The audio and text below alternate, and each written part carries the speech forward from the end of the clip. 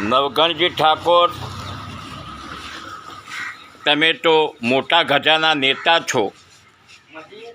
હું તમારા સામે એક સામાન્ય મગતરા સમાન છું. પરંતુ સાહેબ, હું તમને એક સવાલ પૂછવા માગું છું કે ઠાકોરો નેક તો છે પણ એક કેમ નથી? તમે અંદર અંદર ઝઘડ્યા વગર ઠાકોરોને એક કરવાની કોશિશ કેમ નથી કરતા?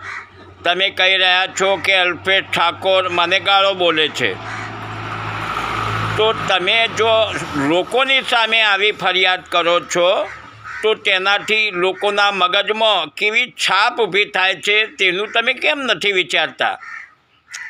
તમે અલ્પેશ ઠાકોરને હલકો પાડો છો, અલ્પેશ ઠાકોર તમને હલકા પાડશે. અને એવી રીતે જો તમે ઠાકોર આગેવાનો જ અંદર અંદર લડતા રહેશો તો પછી અમારા જેવા સામાન્ય ગરીબ ઠાકોરો ક્યાંથી ઉપર આવી શકશે? અમે તમને શું કહી શકીએ સાહેબ? તમે તો બહુ જબરજસ્ત હોશિયાર, મોટા સ્ટેજ ઉપર જઈને મોટી મોટી વાતો કરવાવાળા. હવે મારે તમને કંઈ વધારે કહેવું નથી સાહેબ, પણ ઠાકોરોને એક કરવાની કોશિશ કરો. તમે કોઈના જોડે મતભેદ હોય તો અલ્પેશ ઠાકોર જોડે હોય તો તે પણ ભૂલો અને અલ્પેશ ઠાકોરને પણ મનાવો. તમે બધા ભેગા બેસો અને ઠાકોરોના ઉદ્ધારની વાત કરો. જો ઠાકોરો એક થશે તો સૌ ઠાકોરોને સપોર્ટ કરવા તૈયાર છે, પરંતુ ઠાકોરોને કોઈ સપોર્ટ કેમ નથી કરતું? કારણ કે ઠાકોરો એક છે જ નહીં, જુદા જુદા છે. કોઈ કહે છે કે હું આડો છું ને કોઈ કહે કે હું પાડો છું ને કોઈ કહે કે હું ચૌહાણ છું ને ચાવડો છું ને ડાભી છું ને સોલંકી છું ને આવી કેટલી બધી અટકો છે ઠાકોરમાં.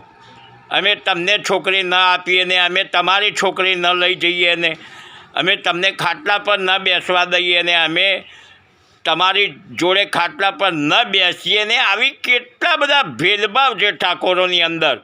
તો પછી ક્યાંથી ઠાકોરો ઉપર આવવાના છે? તમે ઘણી જગ્યાએ સ્ટેજ ઉપર જઈને વાતો કરો છો કે હવે પછી જે મુખ્યમંત્રી આવશે તે ઠાકોર કોળી સમાજનો આવશે, ક્ષત્રિય ઠાકોર કે કોળી સમાજનો આવશે.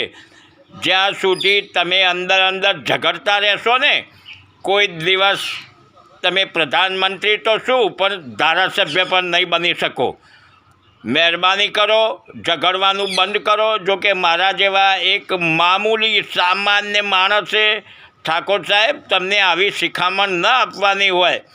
અને મેં એકવાર પહેલાં પણ કહ્યું હતું ને कि शहर में 100 खून करवा कर 10 आदमियों की ज़िंदगी बचाने से आदमी धर्मात्मा नहीं बन जाता. साहब, समझदार के लिए इशारा काफ़ी है.